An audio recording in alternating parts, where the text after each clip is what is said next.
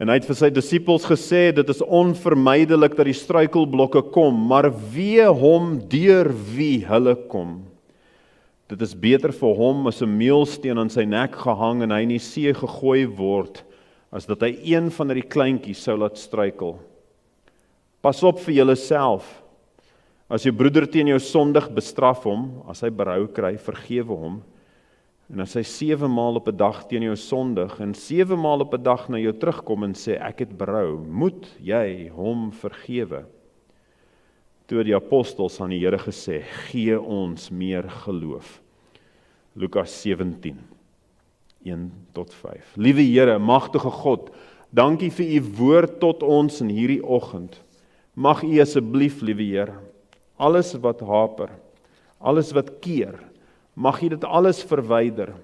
Mag ons vandag, liewe Heer, duidelik hoor van wat u spreek tot ons harte. Mag u verheerlik word op hierdie dag, asseblief. In Jesus naam, amen. Dankie, sit gerus. As ons 'n titel sou gee vir vandag se boodskap, dan is dis onmoontlik om af te gaan is in die abseil nie. Ek sal dit beter stel. Jy kan net af as jy abseil. Jy kan net af as jy abseil.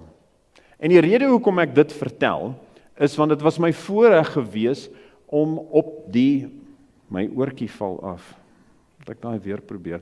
Dit was vir my 'n voorreg gewees om vir 2 weke die kinderkampe te gaan help aanbied by Abundant Life, en behalwe nou daarvoor dat ek af en toe met die kinders kon gepraat het, toe was dit ook my werk om die abseilstasie te doen. En ons min dinge wat heeltemal so lekker is, om daai vreugde te sien in 'n kind se hart, wanneer hulle oor daai vrees kom, waar hulle ewewig heeltemal moet verander. Want as jy abseil, dan verander jy mos posisie waar jy gewoonlik jou voete onder jou het, tot waar jy hang aan 'n tou en jou voete is nou voor jou teen 'n muur. So nou is daar ewe skielik niks, daar's niks onder jou nie. Hierdie is wat ek aan gewoond is. Hierdie diktrappers is daar. Nou moet hulle daar wees, maar ek kan nie loop teen 'n muur nie, en ewe skielik loop ek teen 'n muur. En ons niks hierso nie. 0. Hoe? En ek wil graag 'n goue foto vir julle opsit. En ek is dankbaar vir die manne daar so agter.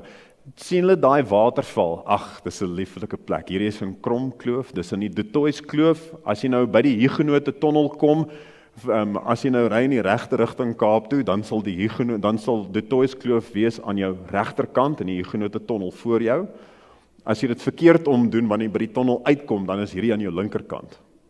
Maar hoe dit ook al sê, hierdie is 'n fantastiese mooi kloof, en die enigste manier eintlik om dit te sien, ekskuus julle, ek en die ou gaan nou vir mekaar vind.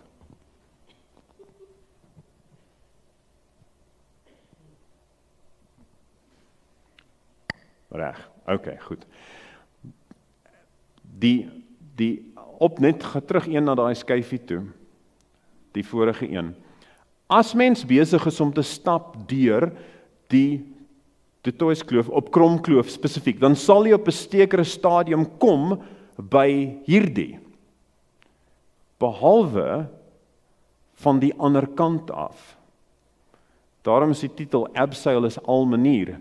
Nou ek wil graag hê dat julle met gou aandag skenk aan die volgende foto. Kyk gou 'n bietjie nader. Sien julle daai? Dis 'n man. Gaan gou na die volgende foto.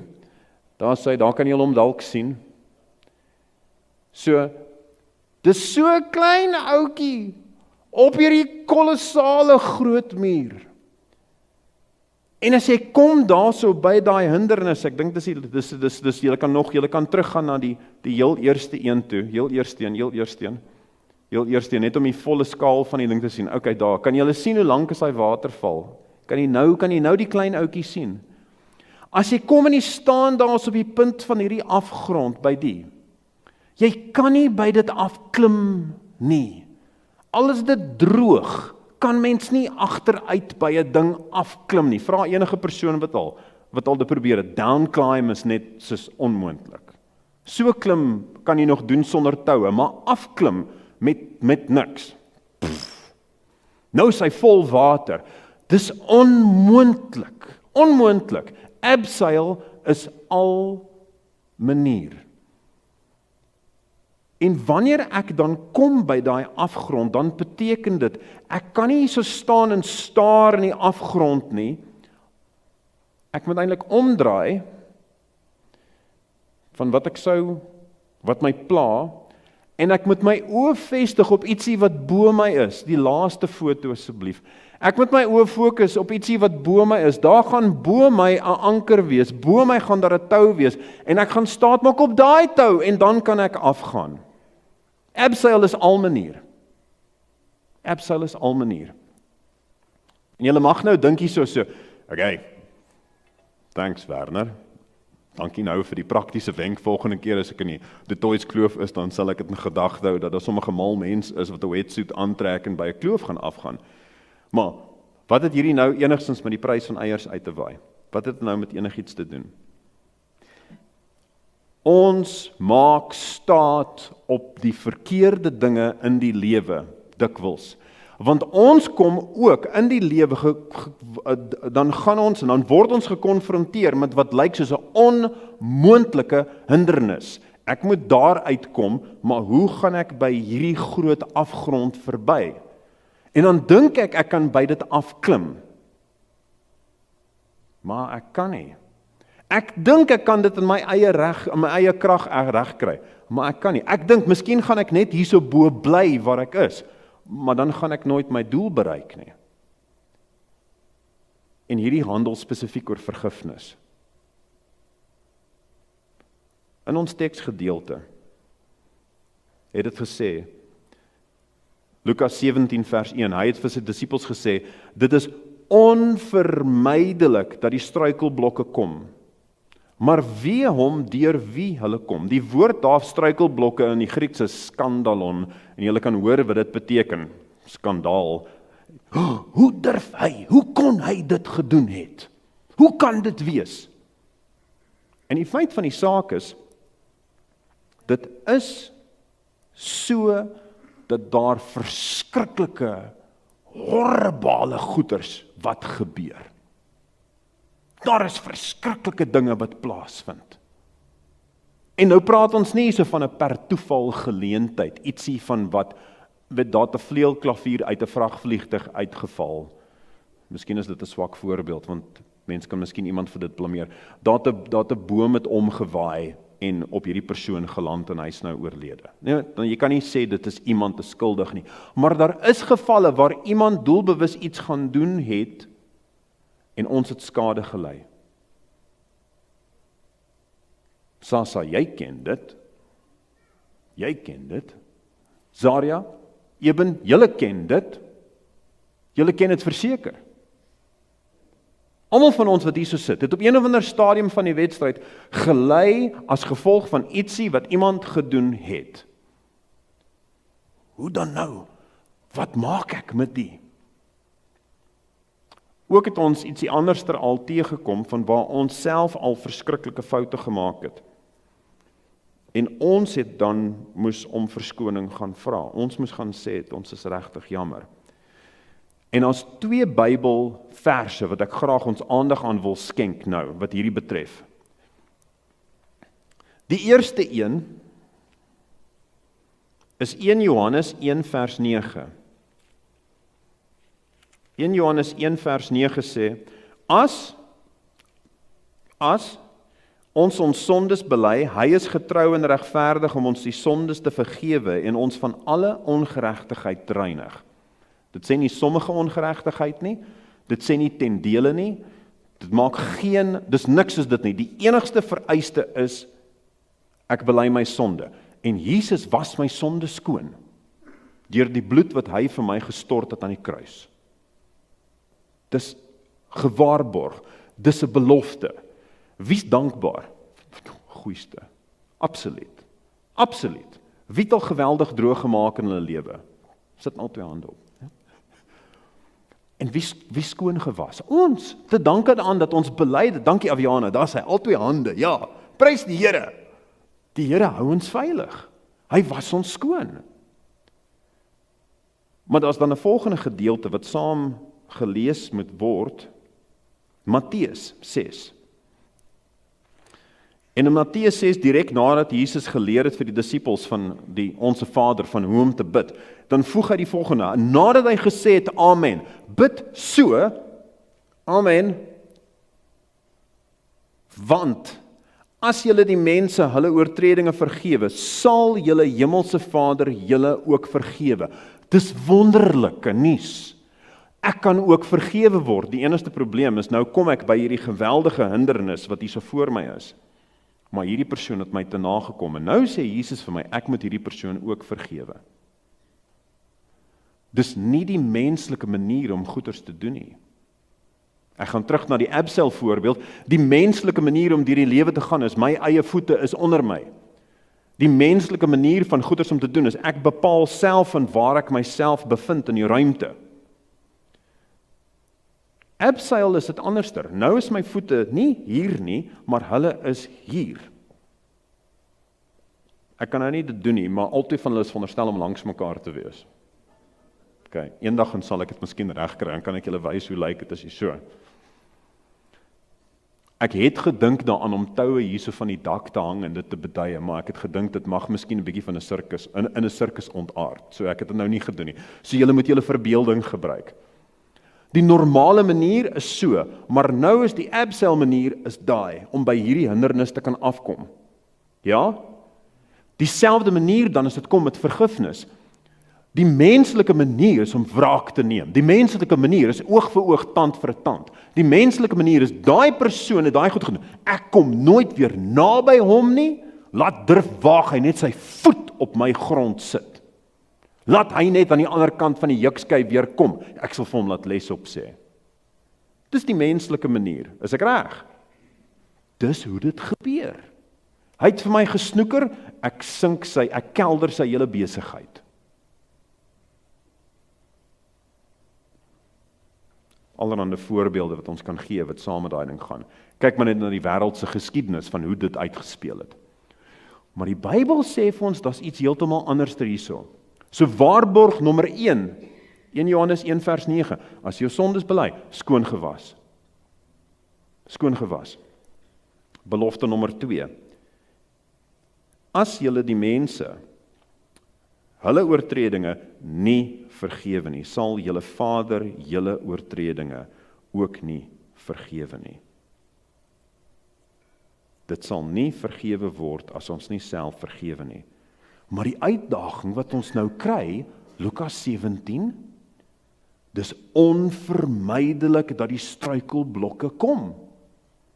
Dis onvermydelik. Ons gaan iewerster kopstamp, seer kry.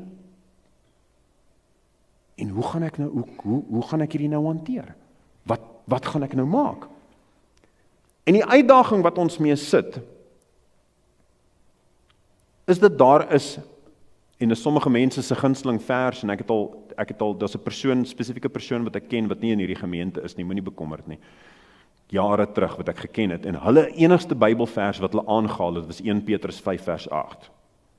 Hulle het dit gedoen onder gebed, hulle het dit gedoen tydens gesprekke, hulle het dit gedoen sommer liekraak te midde van 'n rugbywedstryd, en dan sal hulle sê, die duiwel loop rond soos 'n brullende leeu en soek wie hy sal kan verslind. Dis al. En wat hulle eintlik besig is om te doen, is hulle is eintlik besig om te sê, dat hierdie goeders gaan maar gebeur, en ek is net 'n slagoffer, ek kan niks doen omtrent dit nie. Ek is eintlik maar net hierso, ek is eintlik maar net vasgevang in al hierdie. Dis fatalisme. Ek's maar net hierso vas.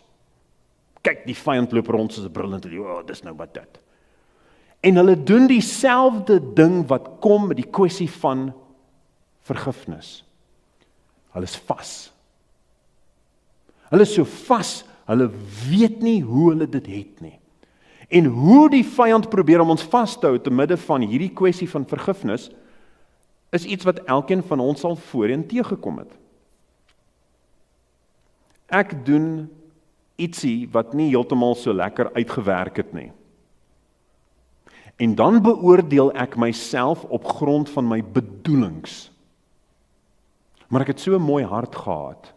Ek wou regtig waar die beste ding gehad het. Dis hoe ek myself beoordeel. En wat doen die vyand met ons as ons kyk na ander mense? Dan beoordeel ons hulle op grond van die resultate. Ons kyk na wat daar plaasgevind het en sê, ja maar kyk. En dan vat die vyand dit nog 'n treetjie verder. En hy sê daarso, hulle wou dit so gehad het. Nou word kwaadwilligheid ewe skielik toegedig. Nou word kwaadwilligheid toegedig aan wat daai persoon gedoen het. Hy wou dit so doen. Tussentyd het ek ooit vir die persoon gevra of hulle dit so wou doen. Nee, glad nie. Maar die vyand hier so in my agterkop. En dan sukkel ek om daai persoon te vergewe, want kyk, hy wou mos. Karel, mens kan ons nooit met 'n persoon dan praat soos daai. As iemand klaar besluit het dat jy is kwaadwillig, gaan jy voorkom met hulle. Gaan nie gebeur nie. Daniel, if someone's decided that you're just malicious, will there be success?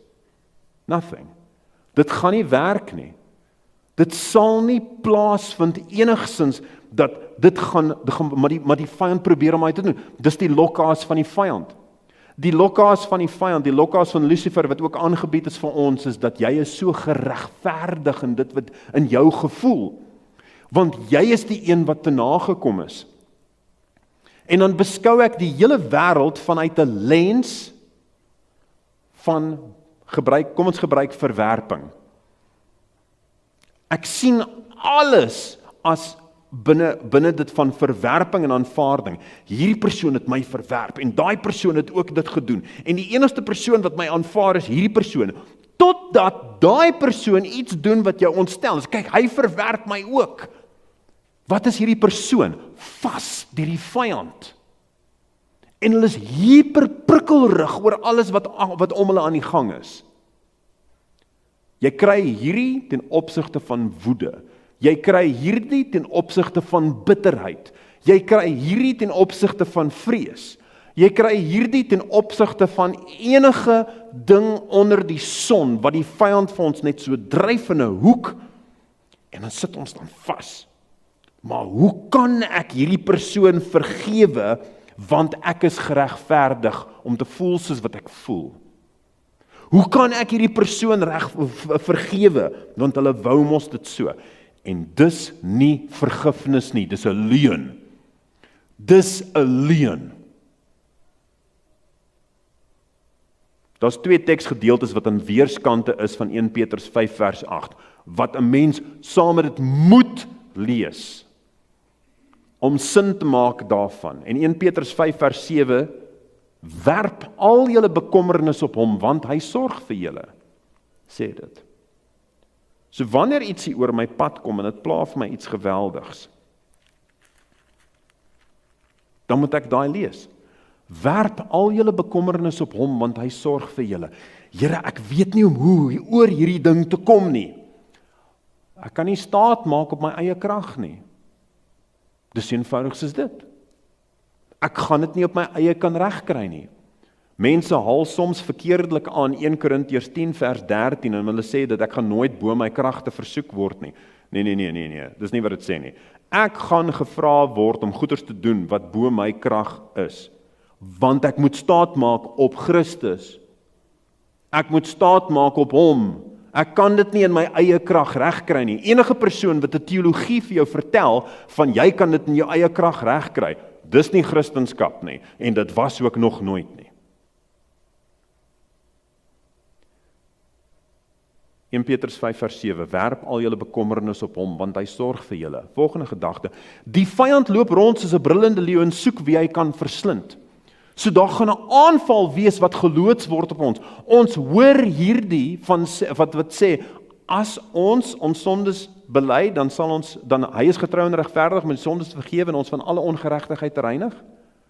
Ons hoor dit, en dan vergeet ons soms daai een van, ek moet vergewe. Dan sal mense miskien sê, ek sal vergewe, maar ek sal nie vergeet nie. Is daai persoon vry? Daai persoon is nie vry nie. Daai persoon is nie vry nie. 1 Petrus 5 vers 9 sê, hom, dis nou die vyand moet julle teestaan, standvastig in die geloof. Standvastig in die geloof. Ek wil gou 'n guns vra. Wie kan ek vra? Aviana, sal jy gou hier vorentoe kom? As jy gou hier so voorkom staan, net vir 'n oombliekie asseblief.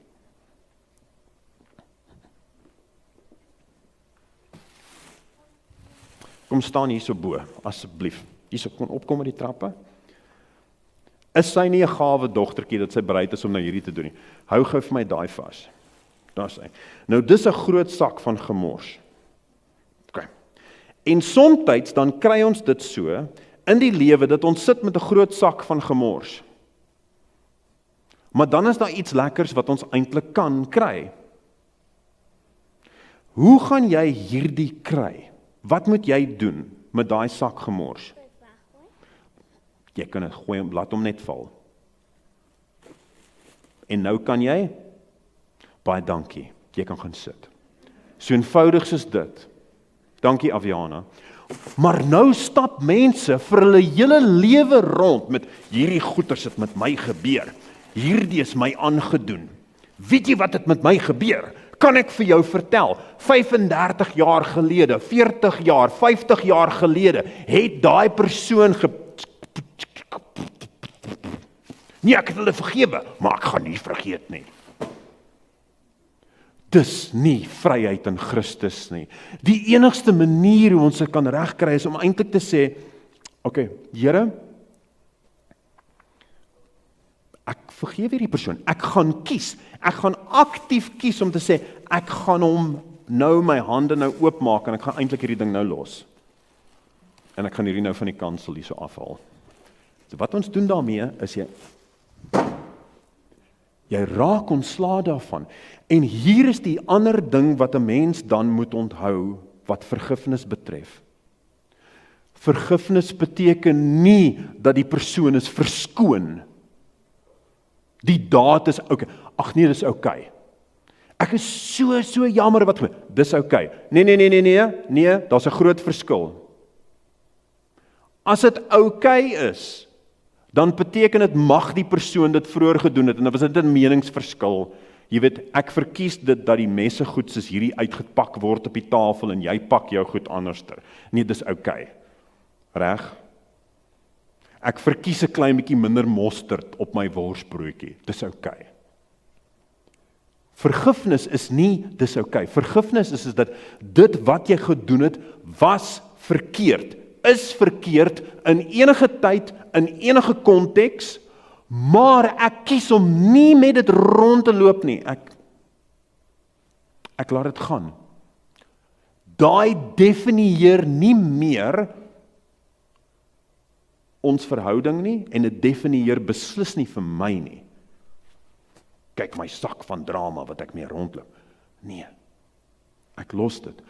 Maar wanneer ek 'n persoon vergewe, dit keur nie die daad goed nie. Dit doen nie. Dit maak nie dat daai ding nooit gebeur het.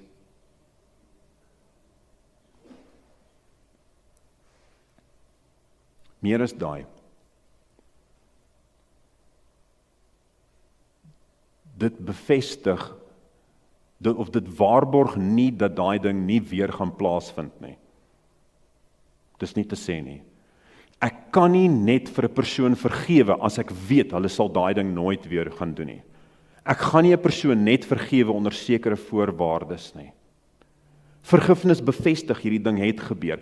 Vergifnis bevestig ook ek is besig om staat te maak op 'n krag bo my om hierdie te bowe te kom. Met die wete dat ek is nie belangriker as hierdie persoon, ek is nie in 'n beter toestand nie, en gegeewe soortgelyke omstandighede, dan mag ek skuldig gewees het aan presies dieselfde. Presies dieselfde. Ek gaan hierdie noem, net so, dis nou net so as 'n kort afdraai, en dan gaan ek weer terugkom hierso op die boodskap. Dis interessant dat wat gebeur het na die sogenaamde Fawcett verslag, wat in Brittanje uitgevaardig was, meer as 100 jaar gelede. Emily Hobhouse was in Suid-Afrika, en sy was, jy mag miskien die naam ken, en sy het gesien hoe dit gelyk het in die konsentrasiekampe. En toe het sy 'n verslag geskryf oor dit. En toe dit teruggekom het in Engeland, daar was baie van die mense se reaksie was, onmoontlik is dit dat 'n Engelsman so ietsie sou doen. Dis nou in Engeland. A British man would never do that. Dit was die gedagte. En toe, ongelukkig, toe was dit, okay, toe is dit nie heeltemal so nie. Dit was nooit in mense se wildste drome gewees, dat dieselfde land wat die tuiste was van Haydn en Hummel en Beethoven en Goethe vir ons Auschwitz en Bergen-Belsen kon gegee het nie. Niemand het dit ooit gedink nie. Niemand het ooit gedink dat die land wat al die fantastiese goed gelewer het van Rusland van jare gelede, dieselfde land wees wat kommunisme miljoene mense vernietig het. Daar word ons gesê dat ek dink daar was 5 miljoen, 6 miljoen Jode wat dood was in die konsentrasiekampe in die Tweede Wêreldoorlog. Dit was 1/10 van wat dood was in Rusland in kommunisme. Jy weet, dis net vir konteks. Dis net dit maak jy net dit kook net jou kop. En dan dink ons ook aan ons eie geskiedenis, en dan is dit net van enige persoon kan skuldig wees aan enigeen van die mees verskriklike dade, gegeewe die regte omstandighede. En van ons wat in die kerk is, wat van beter weet, hoekom is ek nie besig om daar buite vir mense te vertel en eintlik te help wat die saak betref nie? Is ek tevrede met die kennis wat ek het? Nee, ek is okay, ek is hier so, ek is gereed en ek is gered en ek is Is ek nie dubbel skuldig dan as die persoon wat buitekant is en al hierdie verskriklike goeders doen, maar glad nie vir Jesus ken nie? Wat is die grootste misdryf wat hierdie ding betref? Die lank en die kort is. Ons het gesien in ons teksgedeeltes waarna ons gekyk het vandag. Die vyand loop rond soos 'n brullende leeu en soek wie hy kan verslind. Ons bekommernisse moet ons werp op Christus, op hom. En dan staan ons met die wete dat ons bekommernis op Christus gewerp het, staan ons die vyand te, wanneer hy kom met hierdie fluisterverhale, wanneer hy kom met hierdie stories, wanneer hy kom om vir ons te probeer om mense in boksies te plaas, maar onsself dan op hierdie wonderlike manier te beskou. Gaan daar verskriklike goeders gebeur met ons? Ja. Gaan ons so kom hier so by die punt van 'n hindernis wat ek voel, ek glad nie weet hoe om oor te kom nie? Ja. En wanneer ek daar kom, dan sê ek, okay Here, ek gaan nou ophou om hier te staar in die afgrond in, ek gaan wegdraai van daai en ek gaan myself fokus op U.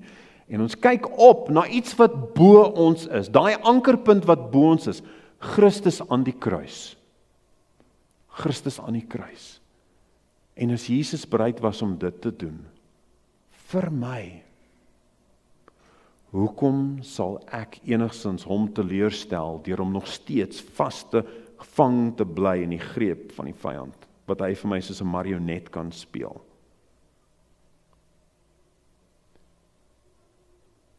Abseil is al manier. Insgelyks, geloof is die enigste manier om oor hierdie goed te kom. Wanneer ons te nagekom word, dan gee ons dit vir die Here. En wanneer ons nou skei vir voetewassing, dis hoekom Jesus dit gedoen het. Dis hoekom hy dit gedoen het. Hy het vir ons gesê dat ons moet voete was, sodat ons dan voorbereid is dat ons bedien word. Ons word nou, ons erken wanneer ons gaan vir voetewassing. Ja, ek het self ook al vuilheid opgetel.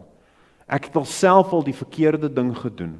Ons het self al, ek het al self hier op hierdie nou pad wat ek probeer om te loop, het ek al dalk ook op my vriende se voete of se tone getrap. Maar ek kom en ek was hulle voete vir hulle. Ek is diensbaar vir hulle. Meer as dit, ek laat toe dat iemand my bedien. Want ek is nie reg nie. Ek is nie in die beste posisie nie. Ek moet ook bedien word. En vir ons om voor te berei om bedien te word deur dit wat Christus vir ons gee, het Jesus vir ons gegee dat ons mekaar se voete was. Is ek bereid dat iemand anders ter my bedien? Ja, goed. Dan is ek gereed dat Christus vir ons elkeen bedien. Johannes 13, vers 16 en 17. Voorwaar ek sê vir julle, 'n diensknegt is nie groter as sy heer nie. 'n Gesant is ook nie groter as die een wat hom gestuur het nie. As julle hierdie dinge weet, salig is julle, as julle dit doen. Amen.